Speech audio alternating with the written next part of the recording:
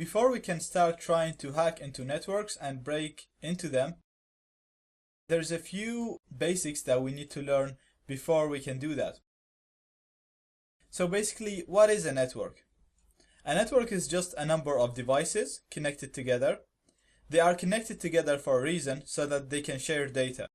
This data can be files, can be resources. It can be, for example, your home network. Usually you use it to just access the internet, which is, you can look at it as a resource or as a source of data.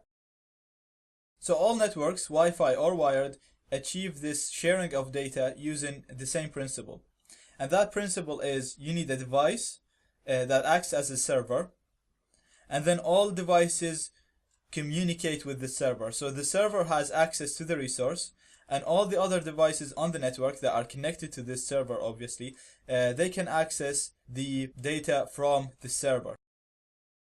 So on most Wi-Fi networks, the server is the router, and all devices connect to this router, and they access the internet through the router. So all the devices on the network have no access to the internet, as we can see in this diagram.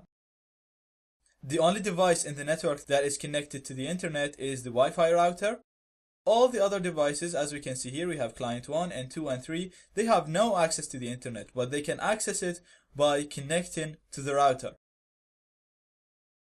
So whenever client 3, for example, if it wants to open google.com, it's going to send a request to the router asking it, okay, I need google.com.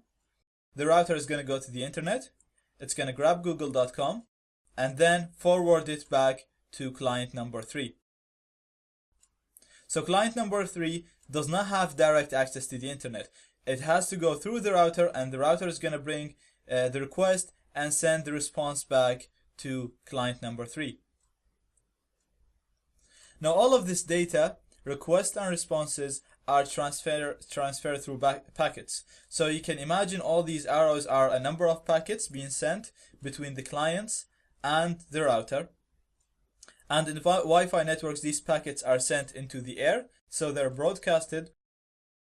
And if you're within range with these packets, then you can just sniff them, capture them, and read them, and you'll be able to see the information in there.